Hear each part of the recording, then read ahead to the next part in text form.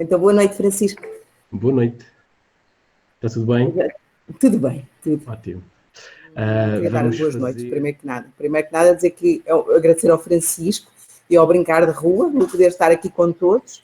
Dizer que é um prazer, porque um dos maiores prazeres que eu tenho na vida é fazer isto, não com um computador à frente, mas isso é tudo novidade para mim. Eu já vos apaguei, já vos pus.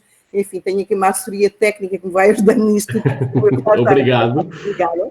Mas é um prazer imenso, é isto, é falar de brincar, é falar dos direitos das crianças e o que nós podemos fazer de bom para eles e para um desenvolvimento que lhes dê uma vida melhor e, na sequência, uma coisa que seja mais humana e melhor de se viver no nosso mundo. Depois, em conjunto, descobrimos estratégias para isto e depois também, porque além de pediatra de desenvolvimento e de apaixonada por brincar, sou pediatra, falar também nas ligações da doença, e nomeadamente nesta coisa que entrou na nossa vida, que tão estranho que parece, não é? Como dizia alguém, que nos privou da liberdade, mas ao mesmo tempo nos faz sentir vontade do tempo que somos livres, mas não somos capazes de... temos um medo de ser novamente livres, não é? De sair desta bolha em que todos estamos, não é? Uns mais que outros, para voltar a ter, não uma vida como tínhamos, que isso não sei como é que vai ser, não é? Mas pelo menos uma vida que nos ofereça outras perspectivas e outras coisas diferentes. Eu acho que é para traçarmos este caminho, voltarmos a lembrar da importância da rua, voltarmos a falar da importância das relações sociais, porque eu acho mesmo que o Francisco com certeza concorda, e a audiência, o ser humano e a criança só pode ser verdadeiramente criança em sociedade, em relação com os outros, não é? E neste tempo todo em que tem mais pai, em que tem mais mãe, em que tem mais ecrãs para o bom e para o mal, temos crianças que não estão a fazer as suas atividades, temos crianças que estão fora dos seus amigos, em que não há recreio, em que não há exercício físico, há muita coisa, mas não há isto e, sobretudo, há um medo, não é? Que eu sinto... eu sou médica e também fazemos muitas teleconsultas e muitos contactos, não é? No tempo de Covid, em que as consultas presenciais agora já começam a existir, mas que não existiam, e eu sinto que as pessoas inicialmente estavam mais tranquilas e que, sobretudo, as crianças e os pais agora começam a ficar com alguma intranquilidade, não é? O que é que eu faço a seguir? Como se isto fosse, ok, como fosse, afinal o fácil era confinar e agora o difícil é o passo seguinte, não é? Então, doutora Lourdes, eu vou aproveitar a sua deixa para ser um bocadinho egoísta e aproveitar que, já que estamos a organizar nós esta conversa, e porque eu sou pai de um miúdo que tem quase 5 anos, um belo rapaz, e que obviamente, como qualquer outro pai, o quer muito e quer que ele cresça saudável e feliz, a pergunta que lhe faço é: qual é o primeiro conselho que me dá a mim, pai, para enfrentar esta loucura que está a acontecer? Para enfrentar esta loucura, enquanto pai, dou-lhe um conselho que acho que é básico, que é: caramba, esta epidemia é péssima, vai mudar o mundo, vai mudar as nossas relações, vai trazer medo e trazer um desconhecido imenso. Há mais aquilo que nós desconhecemos, muito daquilo que vamos falar hoje, provavelmente daqui a uns meses pode ser diferente, não é? Mas, sobretudo, esta epidemia é uma epidemia que não tem como população-alvo, não é uma ameaça grande para as crianças. Não estou a dizer que não há crianças doentes, não estou a dizer que não há situações, e sobretudo porque são tão poucas, são aquelas que são realçadas na comunicação social, não é? Toda a gente sabe do menino de 1 ano de idade que faleceu nos Estados Unidos, da menina dos 16 anos de França, mas, de facto, ainda estava a ver há pouco antes disto acontecer um paper dos Estados Unidos, falaram de 2 mortes.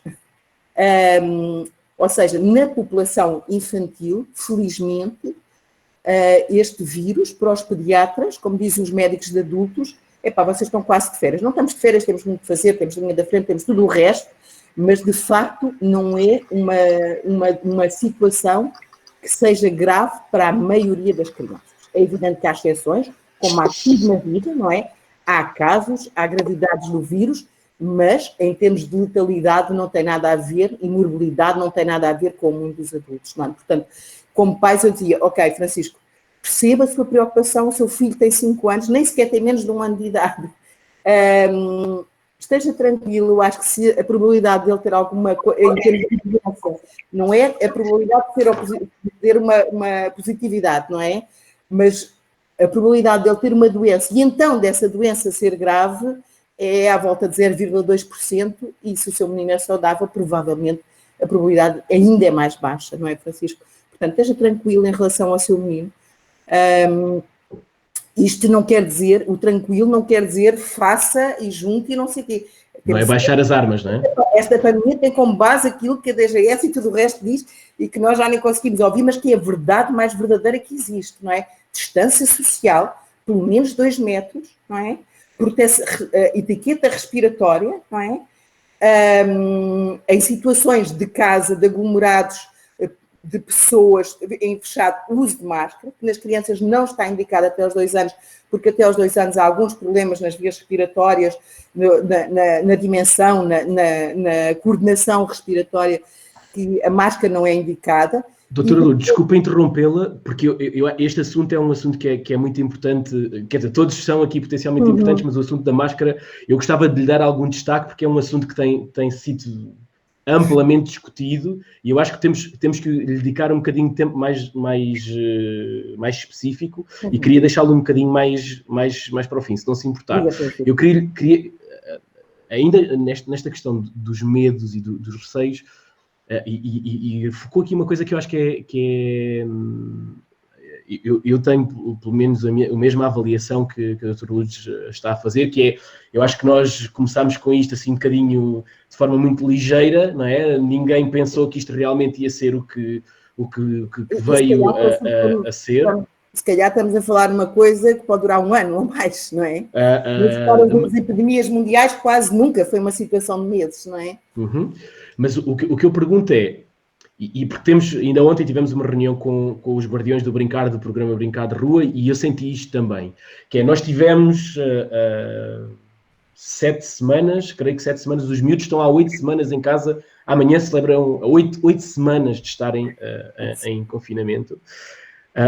Isto não, psicologicamente para nós pais e para os miúdos não cria um halo qualquer, um misticismo de medo que nos tira um bocadinho da razão, a capacidade de observar isto de forma, objetiva, racional, vamos lá olhar para as coisas factuais e não nos deixarmos tomar pelo medo de, eu estou aqui neste meio seguro e agora de repente estão-me a dizer que eu já posso ir para a rua. É a forma que eu sinto isso nos pais e nos miúdos, e é por isso que eu estava a dizer, nunca gostámos tanto da liberdade e não tivemos tanta falta, e nunca tivemos tanto medo de passarmos para o outro lado, não é? De adquirirmos novamente a liberdade. Não estou a dizer que há altura para adquirir essa liberdade, mas se pensássemos nisso, nós teríamos medo na mesma, não é? Eu acho que sim, porque assim, vão ser feitos estudos, de certeza absoluta que na parte da saúde mental, isto vai ser pegado pelos nossos psicólogos, pelos nossos pedopsiquiatras, vai ser muito engraçado estudar o que é que isto provocou nas nossas crianças, não é? O que é que estes jovens, por faixa etária, seja numa segunda infância, seja numa adolescência, o que é que este período de confinamento, que ainda não acabou de uma maneira, mas que não acabou no total, nem vai acabar tão depressa, não é? Vamos andar aqui para trás e para diante com isto. O que é que isto vai provocar do ponto de vista psicológico, porque ninguém pode dar essa resposta certa, porque ninguém conhece uma situação destas, não é? Nós adultos, eu estava a falar no outro dia com a psicóloga, uma das psicólogas que trabalha comigo e de quem eu gosto muito, e estava-lhe a perguntar exatamente isso, o que é que tu achas? E ela dizia, temos falado sobre isso, mas de facto nós conhecíamos, sei lá, situações de isolamento na prisão, situações disto, situações daquilo. Agora, situação de perigo em casa, com os pais, com uma ameaça do mundo desta maneira, não é? Que mesmo sem as pessoas desligando a televisão, não é? Passa sempre alguma coisa, passa sempre alguma apreensão, porque não vê os avós, porque o tio não sei o quê, porque não brinca com os primos, porque está a ver ecrãs e está a ver a família nos ecrãs e está distante. O que é que isto vai provocar, não é?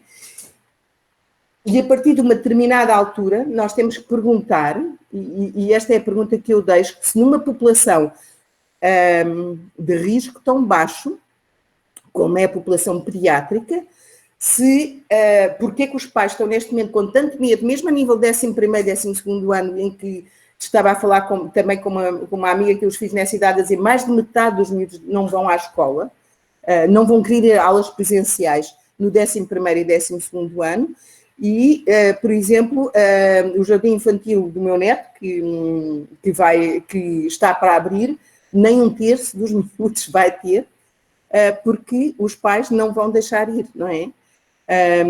E, portanto, está aqui um medo enorme e, ao mesmo tempo, damos por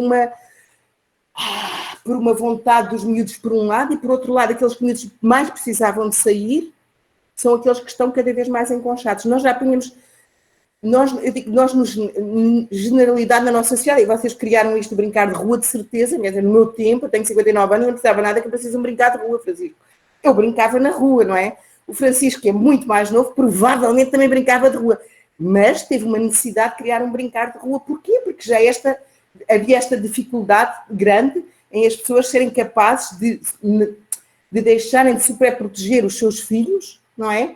E deixá-los ir para a rua, por vários motivos, não é? Também para a rua pode estar mais perigosa em alguns aspectos, pode estar tudo o resto, mas também porque os miúdos têm os tempos todos cheios e estas agendas são todas cheias, não é? E porque, de facto, a rua pode roubar, pode esfolar o joelho, pode cair, pode partir a cabeça, tudo o resto que passa pela cabeça dos pais. E então, são estes pais que estão confinados, não é?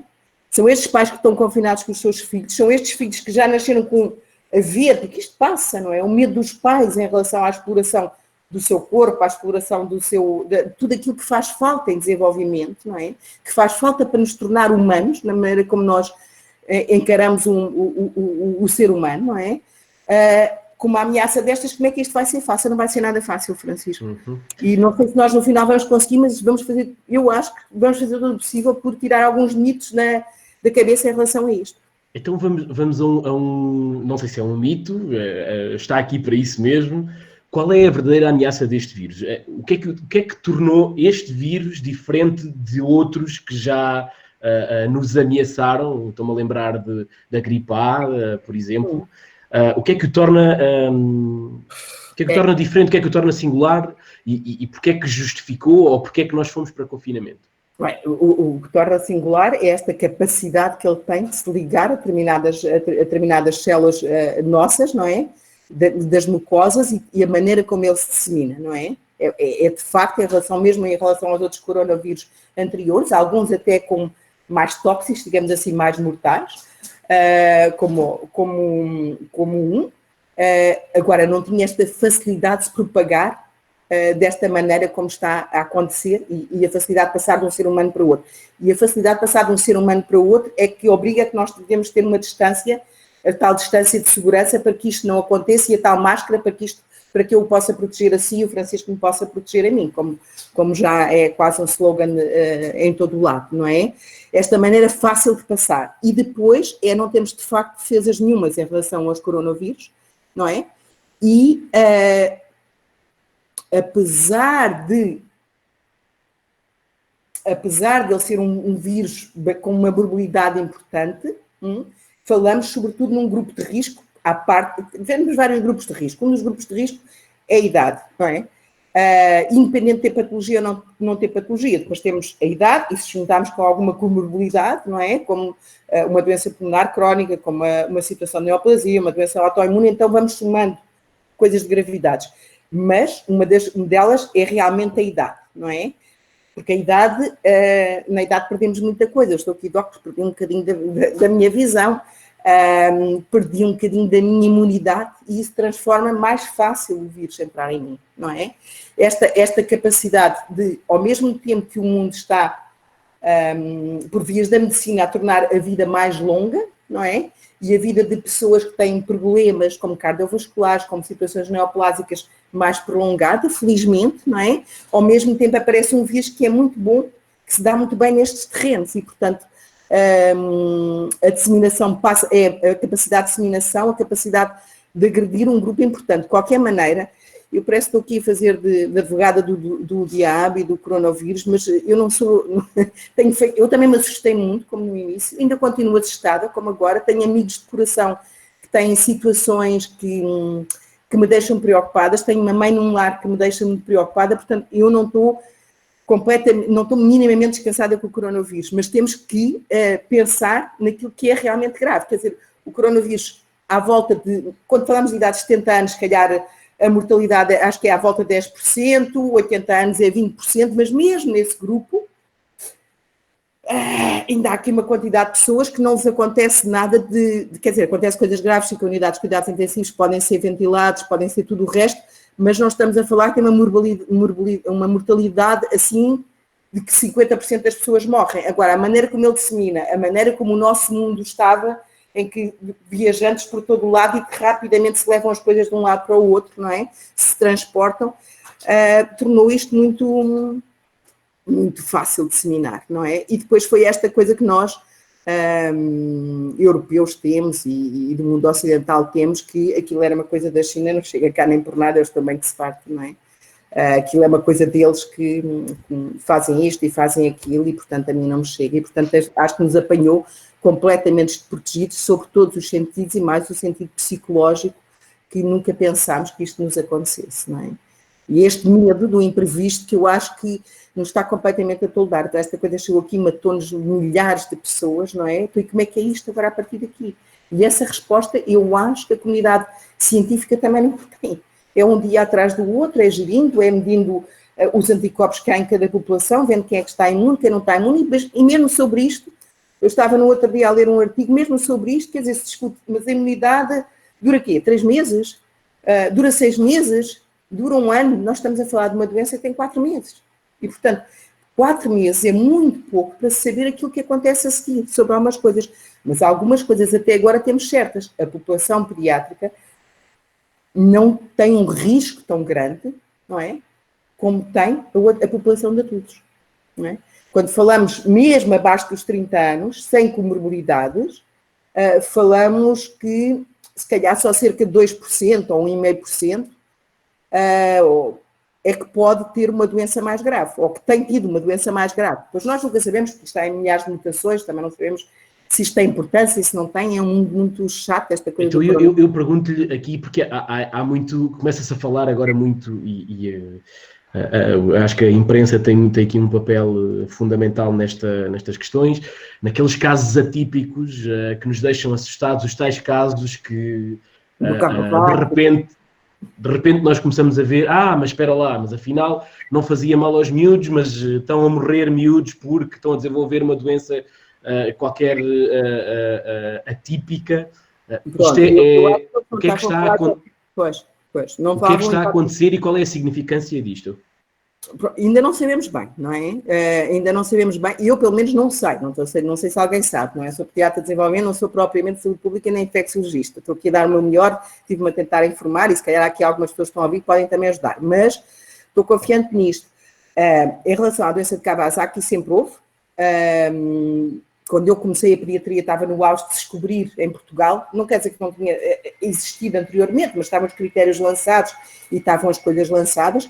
Pensava sempre que era ligado a um pós-infeccioso de qualquer coisa, uma coisa imunológica, pós uma infecção, não sabendo o que é. Este nome Kawasaki, porque vem, de facto, foi descoberta no Japão e a prevalência na população japonesa e na população desse lado do mundo era muito maior do que deste lado.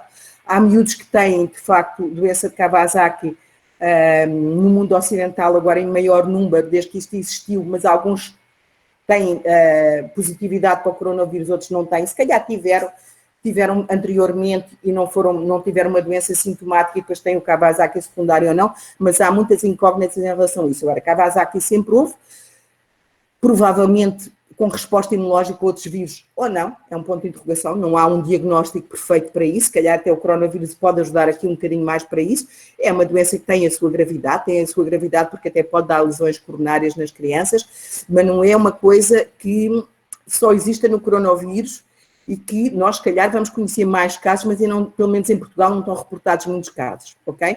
Depois há outra que também se falam, que é no choque tóxico, sempre, sintomas tipo choque tóxico, sempre houve e com outro tipo de situações e que parece, pelo menos nos que vão mais adiantados em termos de tempo e que tiveram mais casos do que nós, como por exemplo a Itália, como por exemplo em França, que têm algumas casos reportados e algumas situações, mas esses Eu quero só dizer que são miúdos que estão muito doentes, quer dizer, ninguém tem um Kawasaki, mesmo o atípico, que não tem uma sensação de doença grave, que não leva a procurar a urgência, que não leva a ser tratado e fazer a imunoglobulina e todo o protocolo de tratamento que nós temos para esse tipo de situação, tal e qual como no outro tipo de choque tóxico também, os pediatras conhecem bem, não ligado ao coronavírus, mas conhecem bem, e também se procura rapidamente o hospital e não há dúvidas que é um miúdo com uma situação de choque, não é?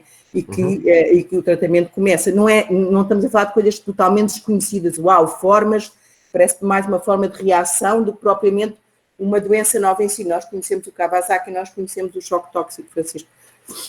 Agora, tudo o que é... Eu estava a dar por isto, mas o que é que os jornalistas fazem isto? O que é estranho é que eles vão buscar? Eu próprio, no outro dia, estava a contar aos amigos, e já contei isto agora, 3 ou 4 grupos de amigos, quer dizer, a mãe da minha amiga, com 99 anos, está num lar e que é positiva para o coronavírus e não tem sintomatologia nenhuma e está ótima, excelente da vida. De facto, não é aquilo que é aquilo que interessa em relação às pessoas que estão no lar, não é? O que interessa é, de facto, quer dizer, protegidas, o que interessa é que 40% ou 30% da mortalidade veio dali, mas aquilo que eu conto, não é que há 200 e tal lares que estão no seguinte, eu conto o caso da mãe de 99 anos, pai, está ali, e ela diz, comigo não pega, porque isto nos dá muito mais prazer, porque isto chama muito mais a atenção, porque isto marca mais o outro, não é? Eu fico contente a contar a história, eles ficam contentes a ouvir, e o que é que o jornalismo quer? Quer que as pessoas estejam com atenção, não é? Que haja qualquer coisa de novo, ou para muito mal, ou para muito bom. E eu acho que alguns casos são chamados à atenção porque são sensacionalistas, não o próprio jornalista em si, não estou a chamar nada disso. Acho que inclusivamente os nossos jornalistas têm feito um ótimo trabalho a chamar a atenção, a tomarem a direção de várias coisas. Alguns exageram, outros não exageram, depois há opiniões aqui muito próprias sobre muitas coisas, mas o que passa tudo na comunicação social, nem tudo é a amostragem do real. Claro que agora sabemos que temos 200 e tal lares, mas quando tínhamos 6, os nossos 6 lares atingidos, os nossos telejornais abriram, e aquilo era só. E eu pensei, meu Deus, fui matar a minha mãe? Eu estava completamente... E outras pessoas, quer dizer, porque de facto os lares estão cheios. E não eram ainda. É sempre uma questão também de perspectiva, não é? É uma questão de também termos a capacidade de analisar, lá está, objetivamente a informação que estamos a receber e, no fundo, temos esse poder. Doutora Lourdes, os miúdos precisam de ir para a rua, correto? Mesmo. Quais são os perigos reais, neste momento, nesta fase, de levarmos os miúdos para a rua? Partimos sempre daquele pressuposto, nós não sabemos tão bem, isto é um bocadinho como as máscaras, não é? Mete máscara, tira máscara, esta máscara é boa, não, a comunitária, nem pensar a comunitária assim, pronto. E porque estamos todos a aprender nisto, independente de poder haver ou não máscaras no início, e todo aquele jogo que houve ou não houve, não sei se foi jogo ou não, o que é facto é que nós estamos todos a aprender nisto. E a sensação que eu tenho é assim, o que nós não devemos ter é sem distância social, por muito que isto nos custe, não é? Havendo distância social, ou nos miúdos maiores podendo usar máscara, não vejo motivo para não ir para a rua, quer dizer, e vejo pais aflitíssimos com isto, pais que não saíram durante este tempo todo, pais que desinfetam os carrinhos, está uma colega que faz imensa pediatria, é das pediatras comunitárias que eu mais gosto e que mais miúdos vê, inclusivamente é ela que acompanha o meu neto, dizer, tu não estás a imaginar, os pais estão a lavar os carrinhos, as rodas dos carrinhos de bebê, não podem deixar no carro, não podem deixar na garagem, não podem deixar na porta de casa, porque as pessoas, isto é a demonstração que as pessoas estão muito aflitas, não é? Agora, pode-se ir para a rua, não se pode é melhor ir para a rua do que ir para um centro comercial ou ir para um supermercado ou ir juntar muita gente em casa, não é? É melhor perguntar isso mesmo, porquê? É possível dizer-nos isto? Porque é que é mais... Quer dizer, eu acho que isto é uma coisa de senso comum. Porque a concentração do vírus é completamente diferente. Em todo o lado, isto é uma coisa básica da doença infecciosa, não é? Quando se areja um quarto, quando se areja uma sala, quando se faz uma coisa qualquer, é para diminuir, de facto, a carga de qualquer coisa infecciosa que lá esteja, para renovar o ar, ok? E isto faz muito bem. não é? Fora todas as coisas que não se sabe bem, enfim, podemos aproveitar, podemos não saber se é verdade ou não, mas nós falamos tanta coisa, o sol também faz bem, e tudo o resto, não é? Agora, os miúdos, já tivemos aqui um tempo, é assim, o brincar de rua, o espaço, esta noção, pensando nisto, Francisco, se calhar não acaba, eu nem sei como é que vai ser o próximo ano letivo.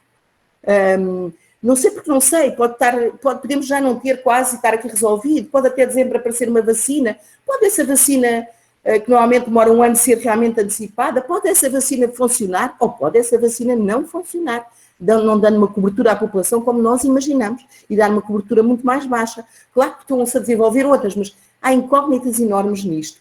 E se durante um ano ou ano e meio que isto possa existir, retirarmos os miúdos da rua e do resto, estamos aqui a criar, de facto, umas crianças para uma nave espacial, se calhar. Eu costumo dizer que nós brincamos, eu no meu tempo brincava na rua, porque era de uma aldeia, brincava às casinhas, porque era assim que as meninas também faziam, e tínhamos as coisas das casinhas, e os meus primos andavam não sei o quê, lá com os carrinhos, e brincavam, e eu gostava muito de brincar com aquelas coisas mais que as casinhas, mas tínhamos, e eu acho que cada infância nós treinamos aquilo que vai ser a nossa idade adulta, não é?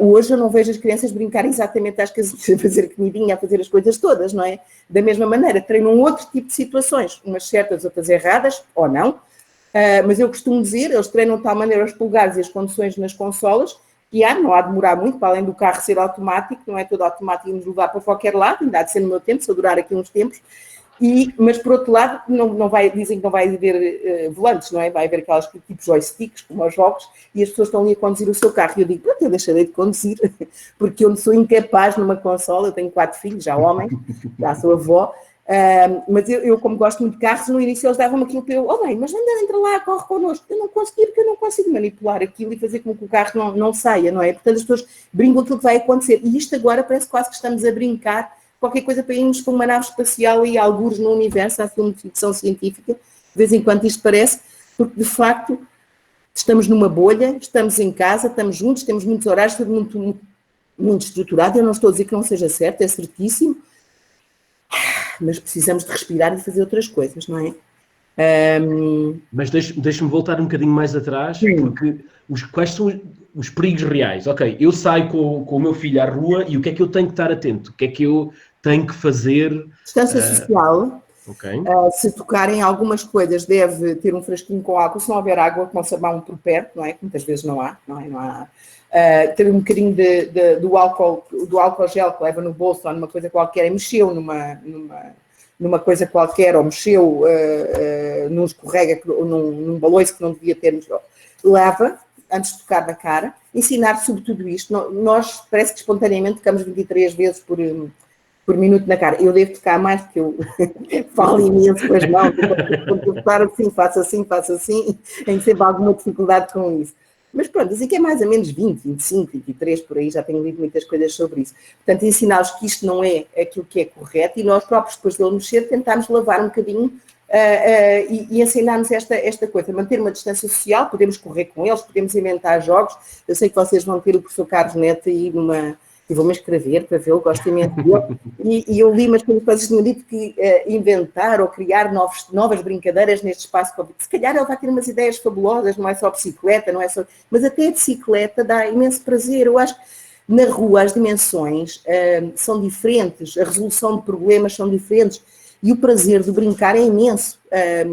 Permite mesmo à distância, permite uma relação social diferente, e o brincar também tem que ter espaço, também tem que ter prazer, porque isso desenvolve a coordenação motora, desenvolve o cerebelo, desenvolve uma quantidade de sinapses, de grupos de neurónios, que depois nos vão ajudar a ter sucesso na escola, a ter mais capacidade de atenção e concentração, a ter uma série de coisas, a sermos mais amigos. Não quer dizer que num jogo de cartas em casa, ou num jogo qualquer que em casa, a gente não descubra como é que somos nós que fazemos batota ou não, sou capaz de fazer batota ou não, qual é que é o meu prazer de ganhar ou não ganhar. E aquele tipo que era ali tão sério, e a minha mãe, olha ali para ela está... Este jogo também traz imenso conhecimento sobre nós, sobre o mundo e sobre o outro, não é? Mas o da rua, que resolvemos problemas, que fazemos uma série de coisas, não é? Que nos desafiamos a nós próprios, não é? Que vamos buscar coisas da coordenação, grandes músculos, grandes grupos musculares, que o Francisco sabe também, porque é da psicomotricidade, para além de tudo o resto, o prazer de trabalhar as cores, trabalhar os sons, trabalhar tudo o resto, trabalhar de uma maneira normal, não é? Esta flor é vermelha, esta não sei o quê.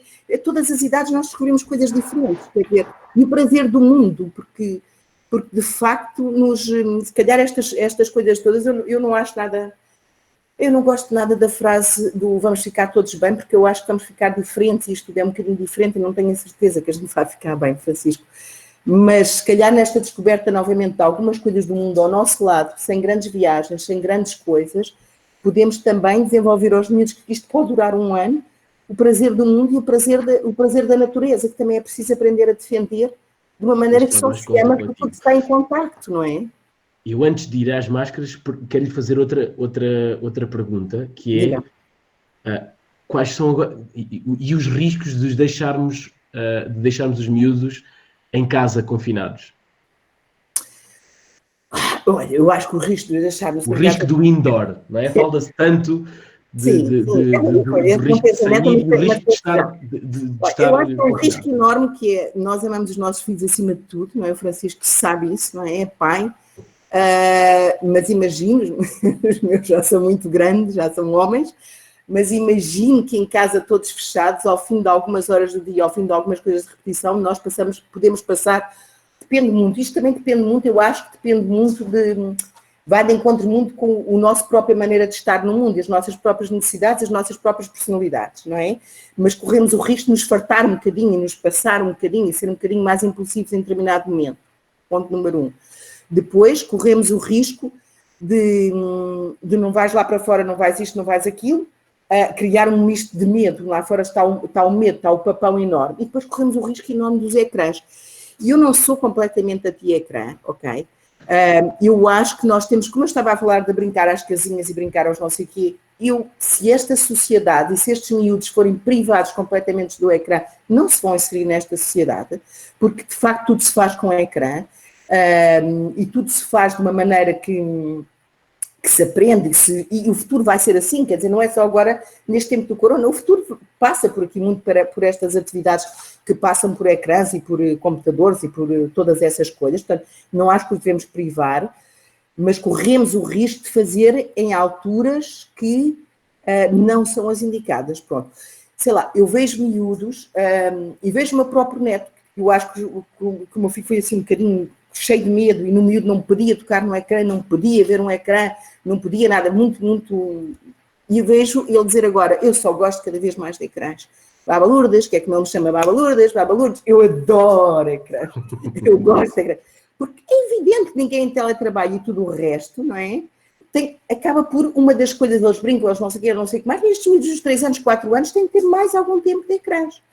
É inevitável porque eles têm telescolas mais crescidos, é inevitável porque têm as aulas por ecrã, é inevitável porque é um encontro com os amigos através da educadora, ou quando eles são maiores, pelo ecrã, é inevitável que eles passem tempos nos jogos e nós sabemos, nós da pediatria sabemos que apesar de todas estas coisas que também trazem benefícios, ok, de se encontrar um amigo, de fazer uma série de coisas, que também nos miúdos, sobretudo mais pequenos, e imagina uma pai e uma mãe em teletrabalho, com um miúdo de 2 anos de idade ou de 1 ano e meio de idade, como é que isto se faz, não é? E imagino e sei o que é que isto provoca na criança e no cérebro da criança, isso está mais provado, não é? Há um artigo muito engraçado do Pediatrics acho que já é de 2016, que tem um nome que é Median and Young Minds, que é muito engraçado e que começa a ser o primeiro com grande acento e com grande estudo populacional do mal que faz, do atraso de linguagem, do atraso cognitivo, que pode provocar os ecrãs muito tempo em idades precoces, antes dos 3 anos, antes dos 2 anos. Depois a Academia Americana foi baixando e agora já está nos 18 meses porque percebeu que era uma batalha que ia perder. E então mais vale chegarmos um bocadinho ao pé e dizermos, ok, 18 meses e podem ver-se em videochamada um familiar que está distante ou alguma coisa, do que dizer exatamente não pode ver nada, e depois entre os 2 e os 5 anos a tal hora. Agora, neste momento é quase impossível que isto se passe, não é? Ou é impossível, é muito difícil para muitas famílias, porque está tudo extenuado. Está tudo com medo, está tudo a ser da liberdade, mas está tudo extenuado, é o que eu acho. Isto tem sido um tema recorrente, e acho que qualquer pessoa que tenha redes sociais também vai ver esta questão dos ecrãs é uma questão transversal, e a maneira como eles estão a invadir ainda mais a vida dos miúdos, e eu dei por mim a pensar também que há miúdos a dizerem que estão bem em casa e que não querem ir para a rua. Isto é um bocado assustador, ou sou só eu? Não, é assustador. E depois temos outros miúdos, não é? Eu sou pediatra de desenvolvimento, portanto, muitos dos meus miúdos são miúdos que têm algum problema de desenvolvimento, ou pelo menos que alguém pensou que eles têm algum problema de desenvolvimento, não é? E há aqueles miúdos muito do espectro do autismo, ligeiros, funcionais, bons. Esses miúdos, ou outros que não são assim, não é? Que são um bocadinho mais graves, esses miúdos estão... Aquilo que nós tentamos sempre é que eles se insiram num jardim infantil, numa creche, um banho de socialização, trabalhar a relação com o outro, a linguagem, o prazer e as coisas que vão ser trabalhadas com as educadoras, com as equipas de intervenção precoce, com os psicometricistas, com tudo, a trabalhar com eles. Agora, imagino que é que esses miúdos que tiveram um trajeto para chegar e conseguirem se adaptar e que estavam a progredir e que agora estão há 3 ou 4 meses, e agora vai ser mais o verão, vai ser o resto, estão sem terapias e estão em casa como eles gostam, a fazer o que eles gostam, com o pai e com a mãe, e como algumas mães me dizem, doutor, isto, se houver em setembro, isto vai ser novamente a mesma guerra que nós tivemos quando aos 3 anos nos colocámos no jardim infantil. E é uma preocupação, quer dizer, eu sei que é preocupação e a maior parte dos meninos estão em desenvolvimento normal e é preocupação, mas eu não posso deixar de referir estes porque são muitos, não é? Uhum. E então esse ainda mais preocupante é, mas mesmo os em desenvolvimento normal, muitos deles estão de facto com essa conversa, não é? Porque também alguns meninos, por exemplo, os meninos da descoordenação motora, não é? O Francisco deve conhecer também, não é? Dificuldade na coordenação motora, aquele PEC muito desenvolvimento, dificuldade da coordenação motora, um bocadinho da linguagem, um bocadinho de hiperatividade ou um bocadinho de dificuldade em concentrar-se, não é? Eram às vezes vítimas de bullying na escola, porque eram mais agitados, não jogam bem futebol, porque fazem não sei o quê, porque não falam tão bem, porque não sei o quê, porque... estão desatentos das coisas, ou porque são hiperativos, ou porque são impulsivos, ou porque são tudo o resto. Mas deixaram de ter bullying, não é? Deixaram de ter bullying. E o bullying é mau, é evidente. É evidente que o bullying não é mau, é péssimo. Mas, por outro lado, isto devolve uma imagem de si próprio e ajudados podem ajudar a desenvolver coisas que vai melhorar a socialização e a adequação deles. E se tiver um bom professor, independente dos terapeutas, se tiver um bom professor, também pode fazer com que os outros aceitem este miúdo. E pode-se fazer aqui uma coisa de crescimento, não é? De trabalho. Estes meninos estão confortáveis em casa, caramba. Ninguém os chateia. Não têm que enfrentar nada, nem sequer podem mudar. Estão como querem, não é? Uma mãe dizia-me, doutora, ele agora até me ajuda a fazer a cama. Ele que era um rebelde, agora está tão contente, doutora, que ele até me ajuda a fazer a cama. E isto há 2 pensamentos. Há o pensamento de desenvolvimento normal, mas eu não posso deixar de falar neste, porque não nos podemos esquecer dos meninos que precisam ainda mais de nós, não é? E dos pais destes meninos. Depois temos os outros que têm uma alteração de comportamento tão grave que não ir à rua é um suplício para eles e é um suplício para os pais e para quem o cheque, porque tem que pôr medicação, porque tem que passar papéis para tempo para ir, para não ir, e que eles não entendem também o que é isto de não abraçar o outro que encontra, não ir por não sei o quê. Isto é muito difícil, isto tem aqui muitas nuances no meio, e pronto, não é um tema daqui, não é o tema de brincar de rua, mas tem muitas nuances pelo meio que da parte da pediatria nos preocupa. Mas eu volto a dizer, quer dizer, a pediatria, mesmo assim, é a parte mais fácil de trazer cá para fora, desde que os pais acreditem e desde que os pais sejam capazes de perspectivar coisas diferentes. E acho que vocês vão descobrir isso e vamos descobrir... Os pais sintam confiança, não é?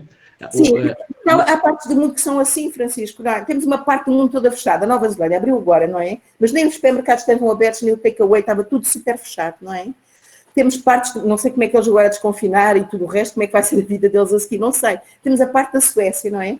Que os miúdos até aos 15 anos, ok, que eles estão a um passo, 15 ou 6 anos, vêm para a rua, estão na rua, têm tanta população como nós, têm um bocadinho mais de mortalidade do que nós temos, dentro de uma faixa etária mais velha, mas com as crianças passa-se a mesma coisa que nós, não tem casos complicados, não tem mortes.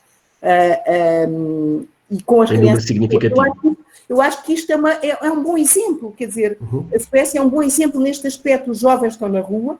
Pode-me dizer, e é verdade, alguém me dizia, no outro dia estava a falar sobre isto, estávamos a discutir isto, e alguém me dizia, mas tu sabes que a Suécia, 42% da população sueca, eu fiquei admiradíssima, vive numa casa sozinha, eu não sabia, mas Pronto, ou seja, há uma distância social por eles. Depois temos a Taiwan e a Coreia do Sul, onde eu tenho agora uma filha de uma amiga minha que estava lá a fazer uma parte de um estudo de gestão e que está na Coreia do Sul, e que foi uma coisa que começou com muitos e que eles estão desconfinados, mas com máscaras, com andar tão depressa, fecha o ginásio, como abre o ginásio, fecha o ginásio, como abre o ginásio, o transporte público, a limpeza. Eu sei que eles estão habituados a isto, mas não estão confinados. Eu, quando vejo os trekkings da Terezinha, eu adoro trekkings, eu adoro a natureza, eu estou sempre, mesmo na minha idade, estou sempre a descobrir mais uma montanha para subir, mais uns metros, mais uns 6.000 ou 7, a ver se eu ainda lá chego. Estou sempre nesta coisa, adoro montanha, adoro caminhar, e vejo a miúda, não é?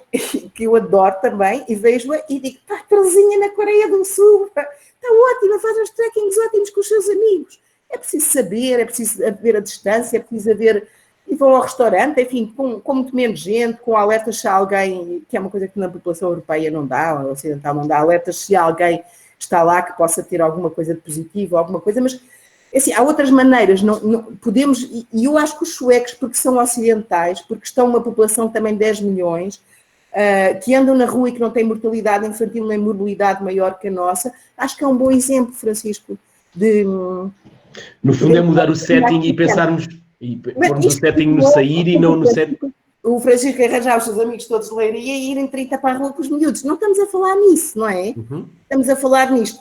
Distância social, álcool gel ou lavagem das mãos, máscaras nas idades que suportem, nos miúdos que suportam máscaras, e prazer, voltar a ter prazer no brincar, não é? Então vamos lá às máscaras. Vamos lá às máscaras, porque isto é um tema que até a nós nos chega muito, não é? Com esta dúvida e a nós, particular. Pois, e a questão é óbvio, quer dizer, pronto, para os mais pequenitos não se põe sequer a questão, não é? É mais que óbvio que seria um tiro no pé usar máscara, porque os miúdos não iam perceber, iam começar a mexer e tudo mais, claro. Não, e até aos 2 anos é mesmo por uma questão de dimensão e diâmetro das vias respiratórias e poder provocar alguma dificuldade, não é? Então, e agora nos miúdos, a partir dessa idade? Olha, o que eu penso que está a DGS, e a saúde pública, mas sobretudo a DGS, que é mais estuda isto, e apesar de algumas coisas andar para trás e para dentro, acho que basicamente, às vezes até pecam por excesso, e o excesso nunca fez mal a ninguém, da maneira, pronto, eu tenho que dizer que às vezes fico ali um bocadinho aflita com aquilo que eles meteram para os miúdos de 16 anos e 17 anos, mas pronto. Eles dizem isto, e o que eles dizem é, a partir dos 6 anos a máscara, não é? No pré-escolar e na creche, quem usa a máscara é o profissional da educação, não é? Os diferentes componentes, que até vão ser rastreados em termos para ver se têm ou não, se são positivos ou não são positivos, e são eles que usam a máscara e os miúdos não usam a máscara. Mas isto depois é maravilhoso, os miúdos são todos diferentes. Eu tenho não foi comigo, foi uma amiga minha, uma neuropediatra, que faz consulta ao meu lado, que me dizia, acabei de sair daqui, uma miúda de 4 anos, acho que ela nem tinha 4 anos, tinha 3 anos e tal, ela a ensinar-me a pôr a máscara, a usar a máscara, a miúda dá perfeita, a miúda está adaptadíssima com a máscara, e chegam miúdos à nossa urgência assim, adaptados com a máscara. E hoje, por exemplo, tive um miúdo de 7 ou 8 anos, que quase tinha a máscara, mordeu a máscara, não conseguiu aguentar a máscara, portanto, o conceito de idade não é exatamente... tem que ser taxativo, eu percebo isso da DGS, tem que ser taxativo, não é? Mas é um bocadinho, nós como pais, é assim, há miúdos de facto de 4 anos, 5 anos, que nós explicando as coisas, eles sabem perfeitamente e vão usar a máscara relativamente bem, ok? E há miúdos que mais vale não usar, porque vão pôr as mãos, vão pôr um não sei o quê, que vai ser um acumular de coisas, que vai ser bem pior, e então aí a distância social serve muito mais, não é? Ok. Então, se os miúdos usarem máscara, o que é que significa o distanciamento social? Quais são os cuidados que, mesmo usando máscara, supondo que a máscara está a ser utilizada, portanto, que nós educamos os miúdos e que os miúdos percebem claramente como é que a têm que usar, e porque eu acredito que isso é possível. O que é que representa a máscara? Qual é a proteção real da máscara? A máscara comunitária e a máscara cirúrgica, que é mais, que ainda que dá maior segurança, não é? A máscara comunitária é uma coisa que tem bastante segurança, mas não é exatamente igual. Aquilo que nos faz é assim, se eu tiver uma máscara e o outro não tiver máscara, e o outro estiver infectado, a probabilidade de apanhar a infecção, eu não sei isto de cor agora, mas à volta de uns 60%, 70%. Ou seja, se eu tiver máscara e estiver infectada e o outro não tiver máscara, a probabilidade do outro apanhar a doença é à volta de 5%. Se eu tiver máscara e o outro tiver máscara, a probabilidade de apanharmos a doença é 1,5%. Ou seja, as máscaras, excepto aquelas com o respirador, que tem a válvula nos dois sentidos, não é? Tanto me protege a mim como protege o outro. As máscaras que nós estamos a falar, sejam as cirúrgicas, sejam as comunitárias, e eu estou a fazer um ato altruísta. Estou a proteger o outro. Para eu ser protegido, o outro também tem que usar. Ok? E neste sentido, apesar da máscara, a máscara funciona para quando o Francisco tosse, espirra ou respira com mais alguma coisa, não projetar os tais 2 metros, 3 metros as suas secreções, não é? De qualquer maneira, não é indicado estarmos a uma distância pertinho um do outro. A máscara protege bastante. Então, se quiséssemos sermos quase ETs, eu não estou a aconselhar nem a dizer isto, mas como sou um bocadinho impulsiva, digo, então se metemos uma máscara e uma viseira, ainda mais protegidos ficaríamos de uma série de coisas. A viseira sozinha já toda a gente aprendeu, acho eu, que não serve nem protege o suficiente, pronto, isso já passou em todo o lado, mas se usarmos máscara, e se não usarmos máscara, se estivermos ao ar livre, em que a concentração do vírus, em que não existe tanta coisa para o vírus se ligar e ficar, se estivermos ao ar livre, se tivermos uma distância dos tais 2 metros, 2,5 metros, se não usarmos máscara não há problema, Francisco. Ok. Agora temos aquelas coisas de lavar a mão frequentemente, se não lavar a mão, álcool gel, porque aquilo que acontece é que o revestimento que torna este vírus tão especial tem uma camada hídrica e uma camada lipídica, e os 20 minutos não é só para fazermos aquela coisa toda bonita, que agora toda a gente sabe, e assim, tudo aquilo que a gente aprende na faculdade, depois um dia sermos cirurgiões, e depois não somos, mas fazemos isso no resto, nas unidades e no resto, mas aqueles 20 minutos também não é só por isso, é o tempo também que dá para o sabão destruir a camada lipídica e dar cabo dele. E por isso o álcool gel não precisa dos 20 segundos, não é? É mais rápido, porque entra mais rapidamente e destrói a camada lipídica e então ele aí já não faz nada, não é? E aquele tempo é isto, é lavarmos bem as mãos e não esquecemos de lugar nenhum, ok, mas também é para entrar em ação a parte do sabão e livrar-nos do vírus. Ok, então eu vou para a rua, por acaso encontro um amiguinho do meu filho, encontramos-nos. O meu filho, ele já usa a máscara. Como é que eu vou reagir? O Francisco, o seu filho eu vou com o meu filho, o pai do amigo do meu filho vem também, eles juntam-se ali, juntam-se 2, 3 miúdos. O que é que vai acontecer? O Francisco pega na sua G3 e diz: não se aproximem daqui, ou como é que eu posso gerir? Como é que eu tenho que alertar? Isso é gerido, na minha opinião, isso é gerido em casa com os pais, não é? Já é tipo a história há de contar de tanta maneira, tão engraçada, do coronavírus, o que é que faz, e porque é que é a distância, e porque é que não salta de um para o outro, e o que é que a máscara faz. Há imensos, em todo o lado, estão cheios de livros e de histórias sobre isto, e eu acho que isso, antes de trazermos os miúdos para a rua, podemos trabalhar com eles essa parte. No sítio onde eu trabalho, no Centro de Desenvolvimento da Criança, nós temos na internet, temos pessoas que estão a publicar várias coisas, e isso está lá publicado até como é que se há de contar as histórias de várias maneiras, e há livretos para isso, que se importam, até da Unicef, uma série, está toda a gente a trabalhar nisso, para contar aos miúdos, e portanto partimos do princípio que eles portam dessa maneira. E depois, no centro, na página, desculpe, doutora Lourdes, na página do Centro de Desenvolvimento da Silva, no Facebook. Nós temos, eu trabalho no Centro de Desenvolvimento da Criança da Silva, no Hospital Garcia Dorta. No Facebook deles. Vou partilhar depois aqui o link. Ok, e no Facebook lá temos sempre informações sobre várias coisas, e esta está lá, eu posso até pedir a quem dinamiza para pôr estas do livro, que já foram apresentados que há 2 ou 3 semanas, voltar a pôr mais novamente para se ver isso.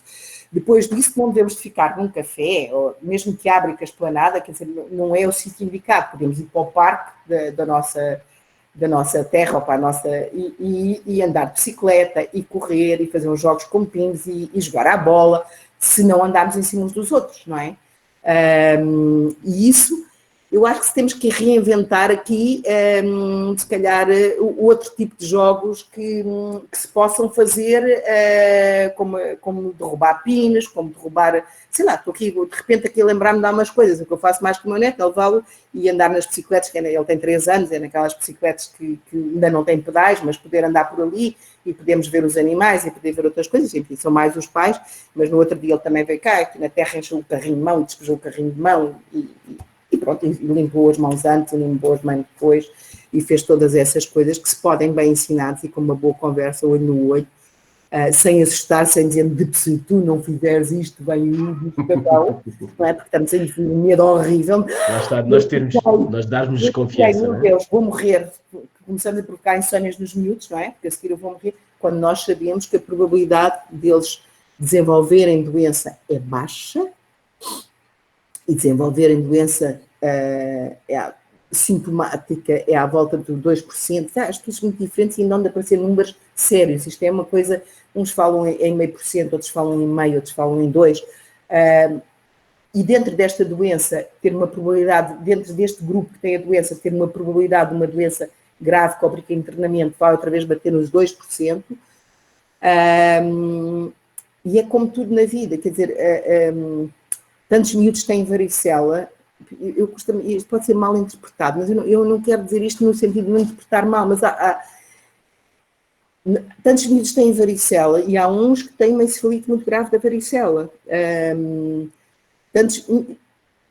Tantos miúdos têm, outros têm bronquiolites e há uns que têm bronquiolite muito mais grave. Não é um acaso, é uma coisa ligada ao agente, é uma coisa ligada ao vírus, mas não estamos a falar no mesmo padrão de gravidade que estamos a falar no adulto com mais idade, ok?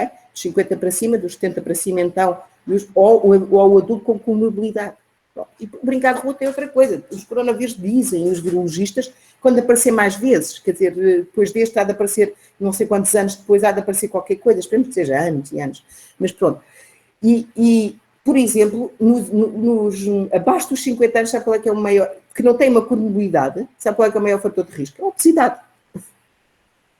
O brincar de rua, aprender a fazer, a correr, a brincar, a andar de bicicleta, a fazer movimento, o movimento integrar-se na sua vida, não é? Vai-lhe dar melhor coordenação, vai-lhe dar estratégias, vai-lhe dar resolução de problemas, vai-lhe dar melhor cognição, vai dar melhor linguagem, vai dar uma quantidade de coisas, vai dar melhor socialização, vai dar prazer. O prazer de estar na rua é um prazer imenso. O brincar sem ser estruturado, o brincar de prazer. Vai dar alegria, vai dar melhor escolaridade, vai dar melhor qualidade de vida e vai dar menos obesidade. A professora Maria Manuel Mota falava, a diretora do Instituto de Medicina Molecular, falava na entrevista que deu ao Expresso que provavelmente não tenho isso, mas lerei. Sim. A grande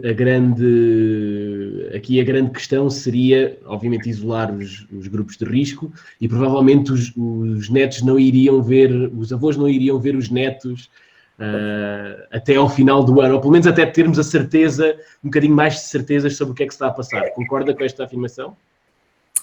É uma afirmação muito difícil de fazer, não é? É assim, o criar a imunidade de grupo, a tal imunidade de grupo, depois ninguém já sabe qual é que é, sei lá, quando falamos em imunidade de grupo para vacinação de sarampo ou de uma coisa qualquer, falamos em 80%, 90%, o que já me falam, e eu não sei sobre isto, estou só a dizer aquilo que li, mas não sei o suficiente de epidemiologia e de saúde pública para estar a falar sobre isto, estou a fazer aqui de papagaio. Acho que foi o virologista Pedro Simas que dizia isso, que se calhar 60% a 70% já dava, mas que havia estudos que diziam que 20% da população com anticorpos suficientes já daria alguma imunidade de grupo. Portanto, isso é aquilo que nós queremos, não é? Embora, eu volto a frisar a mesma coisa, nós não sabemos o suficiente se essa imunidade vai durar 3 meses, 6 meses ou 1 ano ou mais tempo. Não temos ainda tempo para saber isso. Para criarmos essa imunidade e deixarmos as coisas um bocadinho mais à vontade, claro que temos que proteger a população mais em risco, não é? E na população mais em risco estão os avós e os bisavós. E isso depois depende, na minha opinião, que tenho imenso respeito, porque também vou caminhando para lá, mas não é por isso, porque tenho mesmo imenso respeito, sempre tive por as pessoas de mais idade. Eu não estou a falar de uma pessoa de 80 anos, nem uma pessoa que está numa tipo de situações, mas se calhar nos 70 anos, que estamos a falar de 10% de mortalidade, ou nos 65 ou nos 66, temos que saber das comorbilidades que as pessoas têm e também deixar um bocadinho que as pessoas também decidam se querem se estourar 1 ano, 2 anos ou 3, se querem viver confinados, fechados numa casa sem ver nada, o que é que eles chamam a isso, não é? Ou se querem ter o prazer de com algum distanciamento social, poder-se manter algumas coisas. Até vem bom tempo, nem todos nós temos quintal, mas vários de nós temos varandas, e também se pode tirar mais um sofá e arrumar para um canto e arranjar uma mesa maior, não é? Há maneiras de dar a volta. No outro dia estava a contar uma secretária do sítio onde eu trabalho que se tinha encontrado com a mãe dela, que ela tem 80 e tal anos, e ficou com outro no dia da mãe, com os netos e com não sei o quê, e foi encontrar um jardim, e então uns levaram o bolo, estavam todos a uma distância grande, mas foi uma alegria que a senhora até chorou, porque estavam lá, porque viu os netos, viu a filha, viu as filhas. Doutora, desculpe, houve aqui um problema com o som. Como fizemos há pouco.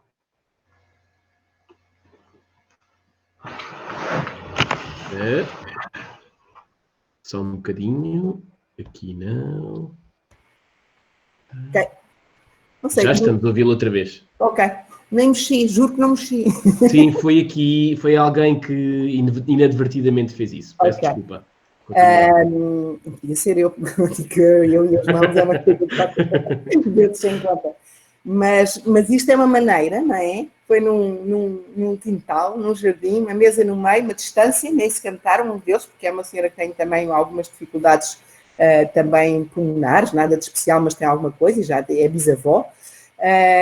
Mas conseguiram se encontrar de uma maneira diferente, quer dizer, se calhar parte dos avós, conseguimos fazer isto como eu estava a dizer, quer dizer, eu na minha própria casa, felizmente que é uma casa que tem também espaço ao ar livre, e há de vir o verão, e há de se poder fazer umas coisas no ar livre, mas independente disso, não importa nada tirar um sofá, arrumá-lo para uma parede e pôr mais uma mesa nos dias que vierem cá, e podemos estar dentro do respeito, do número e de tudo o resto, podemos estar com uma distância maior uns dos outros na mesa, mas estamos, embora aqui seja sempre a maneira como é encarado o fator de risco. Sou eu, os 59 anos, e vou fazer 60 no verão, mas o fator de risco sou eu, porque sou médica e estou em contato com as crianças, ou eu, ou o meu marido, e portanto eles acham sempre que é ao contrário de nós, o risco está em nós, não está neles para nós.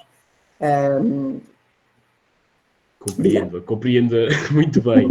Doutora Lourdes, já vamos longos na nossa conversa, e esta conversa, eu acho que isso é o sinal da necessidade que estas conversas têm de se multiplicar, e eu tenho duas perguntas que se ligam uma com a outra para lhe fazer, porque nós estamos sempre a falar na perspectiva do adulto. E nós coordenamos a vida, obviamente temos que coordenar a vida dos nossos filhos em alguns aspectos, mas eu acho que nós duvidamos sempre muito dos miúdos, nunca damos nenhuma benesse, nunca acreditamos verdadeiramente no que os miúdos são capazes de fazer. Portanto, as últimas duas perguntas que eu lhe faço, eu vou ligá-las as duas, não sei se deveria fazê-lo, mas como já vamos adiantados, são: o que é que podemos esperar dos miúdos na reação a tudo isto e na reação ao sair de casa, ao desconfinamento? O que é que podemos esperar deles? Porque vou-lhe dar um exemplo muito prático. Os miúdos, toda a gente diz, os miúdos agora vão mexer na cara e vão tocar em tudo e mais alguma coisa, mas as crianças que eu tenho à minha volta não tenho nada dessa experiência, mas isso posso ser eu, e eu não quero de maneira nenhuma generalizar. Não é? Tem a ver com a personalidade do miúdo, mas também claro. Tem a ver com o nosso. Não é? Pois, sim, sei. Portanto, essa é a primeira pergunta. O que é que nós podemos esperar dos miúdos? E para terminar, quais são os conselhos que a doutora Lourdes daria às crianças? Se puder estratificar aqui um bocadinho, mas falando mesmo para os miúdos.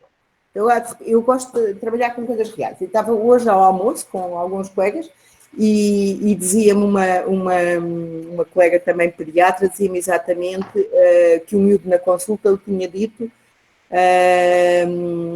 5 anos, 6 anos, não sei, mas que lhe tinha dito eu não estou nada preocupado com o coronavírus, porque disse que me protege o meu pai e a minha mãe. Eu estou muito preocupado porque eu não vejo o meu avô. E acho que é um miúdo com uma ligação grande ao avô e, portanto, tem que me apertar. E isto não responde, mas leva-nos um bocadinho ao tema, Francisco, porque é assim, este miúdo responde isto porque provavelmente os pais estão seguros a dizerem não te preocupes com isto e passam isto de uma maneira, porque os miúdos leem-nos para além a nossa postura, a nossa voz e tudo o resto, eles sabem as coisas, eles adivinham as coisas por tudo isto, não é? E, portanto, se passarmos isto com sinceridade, quando o pai e a mamãe disserem, ou quando o pai e a mãe disserem que vamos à rua e que vamos brincar não sei o quê, tu sabes que o pai e a mãe te protegem e querem-te mais que tudo. Portanto, aquilo que nós vamos fazer é porque é uma coisa que não é perigosa. E se isto for dito com sinceridade, e se o resto for partilhado com sinceridade, e se no meio disto tudo que é dito não houver um telefonema que o menino está a brincar na sala ou no quarto e a mãe está na cozinha e está a dizer, pois, amanhã vou com o João à rua. Epá, mas pronto, eu nem sei, eu estou um bocadinho insegura com isto, não achas que os miúdos ouvem estes telefonemas, os miúdos reportam isto às vezes na consulta, não é? Nós pediatras de desenvolvimento, e a parte dos pediatras não sendo desenvolvimento é a mesma coisa, deixamos os miúdos falarem.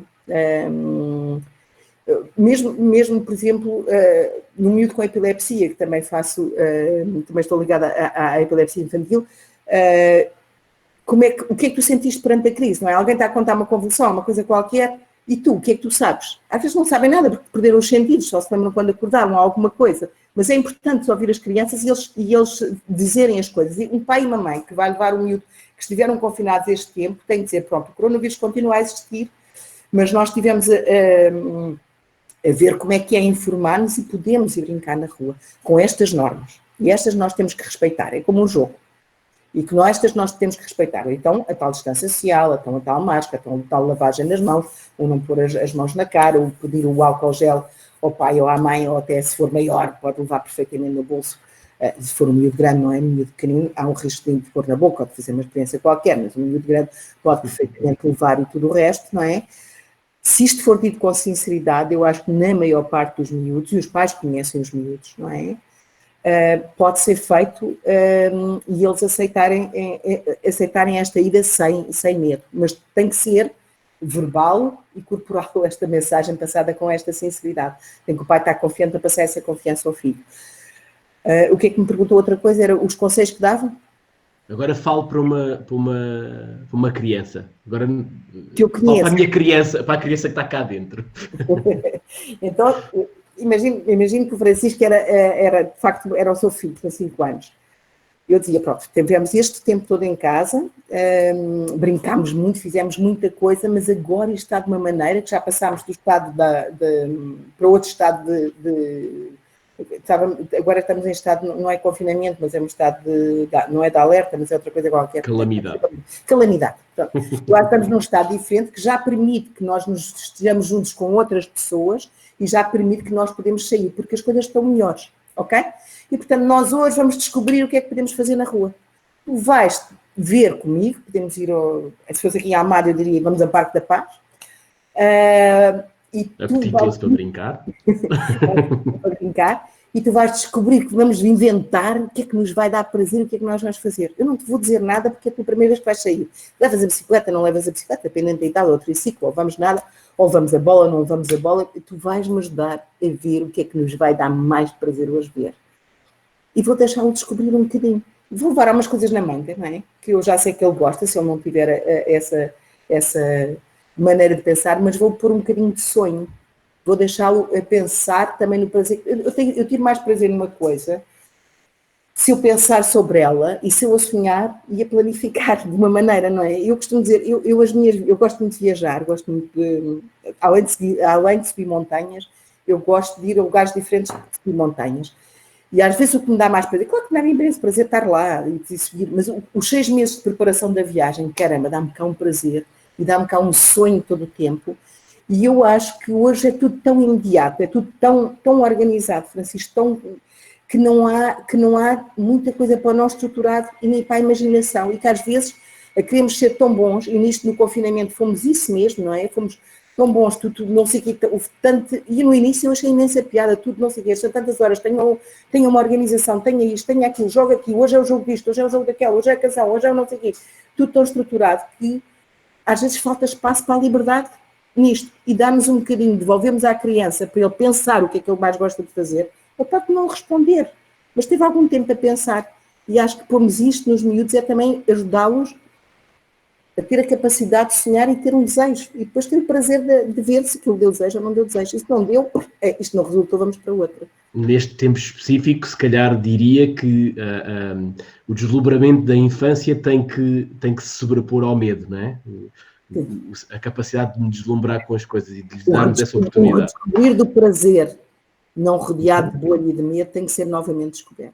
E a melhor população para fazer é a nossa pediátrica. E o Brincar de Rua está completamente sintonizado com isso e a fazer tudo o que for possível e tiver ao nosso alcance para inspirar as pessoas e para lhes dar segurança e confiança para fazer acontecer. Estão aqui muitos guardiões do Brincar a assistir a esta conversa. E eu agora já falei demais. Se alguém tiver perguntas para fazer, eu acho que eu fui olhando por aqui e já fui colocando aqui umas achegas do que as pessoas foram dizendo. Isto deve também ser outra falha minha, não vou nada.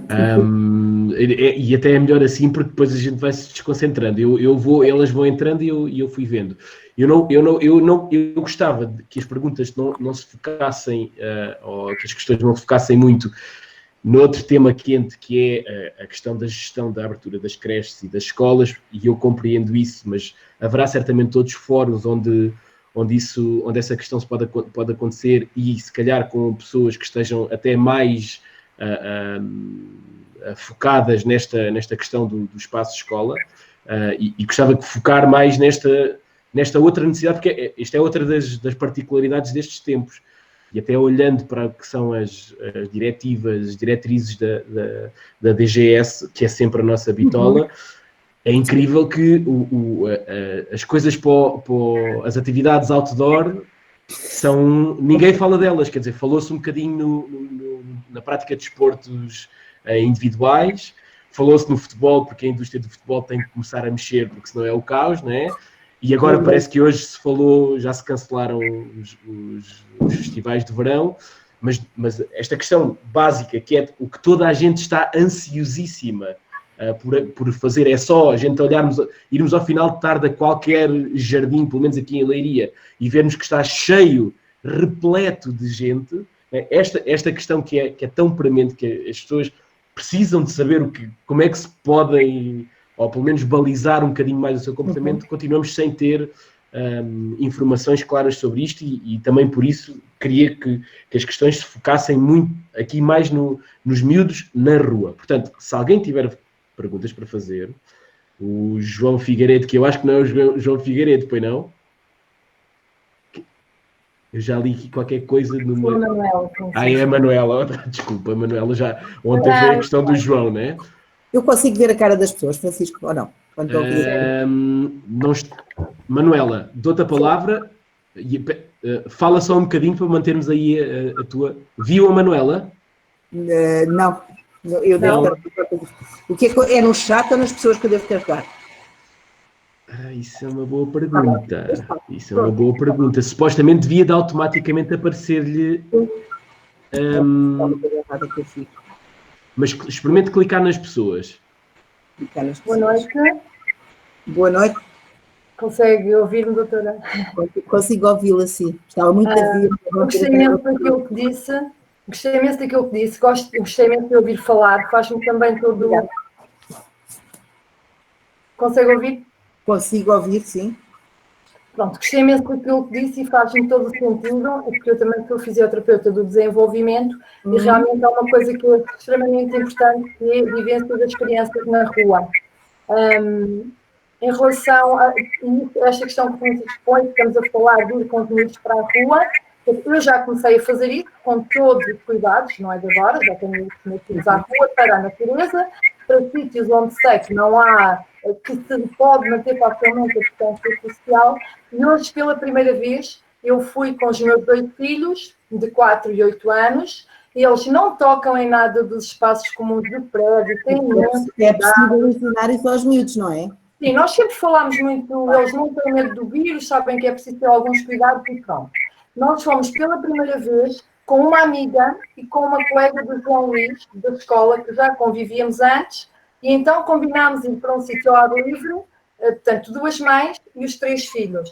E eles sabiam que não era para andar, mas também não andam habitualmente, nem aos beijos, nem aos abraços, e então fomos para uma zona de rio com hortas comunitárias, havia pessoas nas hortas, e eles ficaram a brincar o tempo todo na água e com paus, e não andaram muito próximos, portanto, não tiveram a distância e foi muito agradável. E depois acabei por ter que ir com eles ao supermercado, cada um levou uma máscara cirúrgica, a miúda não lhe toca, e eles ficaram muito contentes porque pela primeira vez voltaram ao supermercado, um supermercado pequenino, de proximidade, onde estávamos nós, se calhar, e outra pessoa num espaço enorme. Mas uma coisa é o supermercado enorme, outra é esse pequeno. Pronto, e também já fomos aos meus pais por causa destas questões com esta distância toda. Em relação ao brincar na rua, estamos aqui a falar especialmente disso, para mim faz todo sentido, até porque realmente a parte motor é fundamental para toda a outra parte, cognitiva, emocional, da motricidade fina, tudo. Eu quero os meus filhos na rua. E, portanto, a partir de agora, vamos sempre e vamos construir um pequeno grupo com 5 ou 6 miúdos, em que possamos estar sempre nós, não haver muitas mudanças, ir para sítios que não íamos habitualmente, no meio da natureza, em que eles não tenham que andar em cima uns dos outros e possam correr, saltar e jogar a bola livremente. Eu acho que deu as melhores sugestões, melhor que as minhas. É isso mesmo, não é? Nós tivemos um tempo, quem fez o confinamento em sério, não é? E que esteve em casa, eu acho que este é o melhor período para se dizer que provavelmente nem os seus filhos, nem as outras amigas com quem confia e que estiveram em casa que não estão infectados, porque de facto estiveram confinados. Tivemos não sei quantas semanas em casa, não é? E o facto de fazermos isso com as pessoas que confiamos e em sítios que não está muita gente, como descreve esse sítio tão giro aí com o rio e com tudo isso, faz com que as coisas sejam completamente diferentes e que corram bem. Claro que o pensamento não é vamos abrir isto e vamos aumentar aqui os números e vamos não sei o quê. Claro que não. É preciso fazer com muito bom senso, mas é preciso também sabermos que estamos introduzindo não uma normalidade, mas algumas coisas que deem prazer e que nos aproximem da vida como nós a identificamos, não é? Muito bem, muito obrigada. Olha, acho que respondeu muito melhor que eu. Parabéns.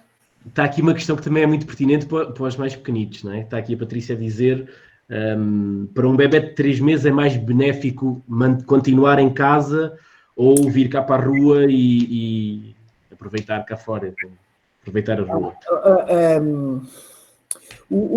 A existirem complicações nas crianças, como eu volto a dizer, a probabilidade é muito baixa, nos primeiros meses de vida ainda onde se entra mais algumas complicações. Um bebé de 3 meses pode perfeitamente passear no seu carrinho, ou seja, ao colo na rua, não é? Com a sua distância numa zona um pouco, com pouca gente, não é? Não faz mal nenhum. Agora, não é se calhar aquele bebê para, diferente do miúdo, que fica horas, que pode ficar horas num sítio qualquer com muito mais gente, não é? Com um bebê de 3 meses, eu passearia mesmo sem Covid, quer dizer, sítios de pouca gente, porque o bebê de 3 meses não é para estar em centro comercial, que ainda não estão abertos, mas que vão estar, não é para estar em centro comercial, nem é para estar em qualquer sítio, mas pode perfeitamente passear num parque, numa rua pouco movimentada, numa praia, se elas estiverem abertas no sentido do passadiço ou de alguma coisa dessas, não há nenhum problema com isso. Da mesma maneira, esse bebê não é para ter máscara, como é evidente, portanto não deve deixar que pessoas que não conheçam ou que não tenha confiança e que não saiba, não é? Se aproxime dele numa distância muito, muito próxima, não é? Aquela coisa do beijo e do abraço que é tão nosso e que gostamos tanto, não é? E que também estimula todas as nossas partes proprioceptivas e faz tão bem às crianças e tão bem a nós. E essas é que de facto estão aqui um bocadinho afastadas, não é? Mas acho que também ninguém ia abraçar o bebê de 3 meses de idade. Agora pode perfeitamente levá-lo à rua e dar uma volta com ele, e se tiver aí não precisa desinfetar todas as rodas e todos os carros e todas as coisas todas em relação ao passeio na rua. Não estou a conseguir ouvi-lo, Francisco. Eu tinha desligado o meu microfone. Okay. E agora perdi aqui a mensagem. Era da Daniela, que perguntava... Bom, eu lembro... ok, está aqui. É possível a troca de brinquedos entre crianças ou o perigo de contágio é demasiado elevado? A troca de brinquedos entre crianças, se for num berçário, na creche, vai ser impossível não haver troca de brinquedos entre crianças. Agora, de facto, eles devem ser desinfetados de tempo, e isso está tudo estipulado pela DGS. Por exemplo, nós no Centro de Desenvolvimento abolimos os brinquedos na nossa sala de espera, porque não tínhamos ninguém que fosse fazer a higienização disso, não é? As nossas psicólogas que vão começar a fazer algumas avaliações vão desinfetar entre umas coisas e outras para os meninos não andarem uns com os outros. Ora, é boa norma que aquilo que se mete na boca não anda a partilhar de um para o outro, não é? Não quer dizer que não brinque, que é a mesma coisa, desinfetou as mãos, brincou, passa ao outro, o outro tem as mãos desinfetadas, não há um problema de maior. Agora, pôr na boca e andar a partilhar muitos brinquedos, não estamos ainda à altura disso, não é mistura. Mas falamos, por exemplo, de uma bola, por exemplo, miúdos de 7, 8 anos... Atira uma bola, recebe a bola, não há problema, Francisco. Pode perfeitamente jogar e receber. Ok, a Marta coloca aqui uma questão que já abordámos, já aflorámos, mas que se calhar talvez possa ter aqui outro espaço e alguma outra projeção. As questões de respiração com a máscara. Pode provocar alguns sintomas de tonturas, por exemplo, nas crianças. Essa situação não poderá ser grave. Ou seja... Houve algumas fake news acerca disso, não é? Até alguns estudos publicados que depois já vieram desmentidos e que era de facto fake news. Imagino, assim, as pessoas já que sentem mal com a máscara e depois que era como respirar para um saco de plástico e houve... Os cirurgiões com essas máscaras, não é, bem coaptadas, chegam a operar 11 e 12 horas e não há questão de terem desmaiado. Mesmo com as crianças não há essa questão depois dos 2 anos de idade. Seguramente depois dos 6 anos de idade. Entre os 2 e os 6 há aqui uma questão mais da gestão da máscara, da gestão de chucharem, de porem para dentro, de poderem ficar aflitos com os artigos e todas essas coisas e, portanto, apesar de se poder usar perfeitamente, não há uma obrigatoriedade de o fazer, não é? Mesmo nos transportes públicos, na creche e em tudo o resto. Agora, em questão da máscara, não conseguir-se respirar e aumentar o dióxido de carbono e, por isso, ser como respirar por um saco de plástico, isso foram apresentado algumas coisas aí, mas está provadíssimo que esses estudos são fake news, não são verdadeiros, já houve desmentido de várias sociedades médicas sobre esse assunto. Portanto, isso não tem razão de ser. Ok. Ok, já se forem máscaras médicas, já estamos aqui. Ok. Já vamos muito adiantados. A conversa era para ter 1 hora, já estamos a tomar aqui, alongámos a nossa conversa, porque para além da conversa ser como as cerejas, esta ainda é uma cereja mais apetitosa nesta altura. Eu basicamente o que quero fazer é obviamente, agradecer mesmo muito à doutora Lourdes por partilhar a sua experiência, o seu conhecimento e a sua experiência, que acho que é um momento importante. Destacar mais uma vez uma coisa que eu acho que é sempre fundamental, que é a informação nestes dias. Bom, a informação tem andado por aí nestes dias, ainda é mais caótica, porque é isso, há muita gente a querer atenção e a agarrar-se a coisas que às vezes não são tão fiáveis para ter a atenção de todos nós. Acho que isto é tão agressivo, não é, Francisco, que mexeu com as particularidades de qualquer um de nós, não é? A maneira de estar no mundo e que as nossas particularidades, que os nossos sentimentos, acho que foi tão agressivo, ou é tão agressivo, que tremeu tanto a nossa estrutura, não é? Que cada um de nós sentiu isto de uma maneira diferente, mas de uma maneira que foi forte, mesmo aqueles que se riem e dizem isto não é nada, se calhar é aqueles que também chutam para a frente noutras coisas. Mas eu volto a focar na importância de olharmos com objetividade para a informação que é oficial, e esquecermos um bocadinho essa ideia de que, mas espera lá, se calhar está aqui alguma informação que eles não nos estão a contar, porque isso não faz sentido na sociedade de hoje, no estado que temos hoje. Isto não retira a importância de termos que olhar para tudo com um sentido crítico, mas caramba, temos que olhar para as pessoas que estudam, que sabem estas coisas, que trabalham em saúde pública, que estão a fazer o melhor para a nossa saúde. O que não quer dizer que depois não mude, não é? Porque voltamos a dizer, esta doença tem 4 meses. E 4 meses dá algum conhecimento, mas não dá um grande conhecimento. Está bem?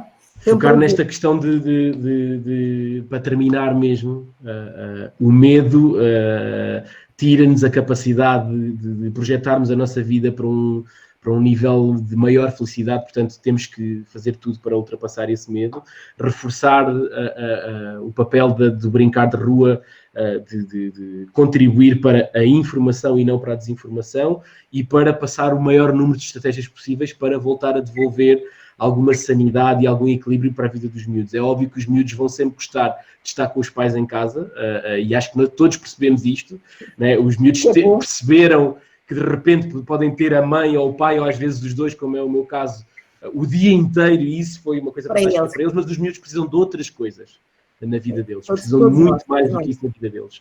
Portanto, como bons pais que somos, temos que voltar a pôr o sair, acho eu, na equação da vida dos miúdos.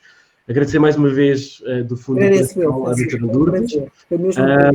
Fazer só mais a publicidadezita de que na próxima terça-feira temos o professor Carlos Neto, que é professor da Faculdade de Medicina Humana e um dos grandes defensores sobre a importância do brincar, sobretudo o brincar livre, não estruturado, e na rua também. Ele vai-nos falar na terça-feira sobre essa importância e, sobretudo, adaptada aqui aos tempos de hoje. E na quinta-feira seguinte temos também um momento também muito interessante em que vamos debater como é que podemos ajustar ou reestruturar o espaço público para que as crianças possam eventualmente vir para a rua, brincar para a rua com mais segurança. Portanto, sigam-nos por aí. Mais uma vez, boa noite a toda a gente que está por aí. Um abraço especial aos Guardiões do Brincar, que continuem aí forte e feio a fazer... Um abraço! Um abraço, Ivo. Doutora Lourdes, um resto de uma boa noite. Ok. E vemos por aí na rua. O professor Carlos Neto, vou certeza aprender imenso. Foi um prazer conhecer-vos, está bem? Igualmente. Estar aqui. Uma boa noite para vocês. É um dia na rua, pode ser no Parque da Paz em Almada, que eu gosto muito. Pode ser em qualquer lado, Francisco, mas não vou perder uma oportunidade dessa, certeza absoluta. De conhecer, sem ser sobre este ecrã, tá? Uma boa noite. Então, boa noite a todos e obrigado pela vossa atenção.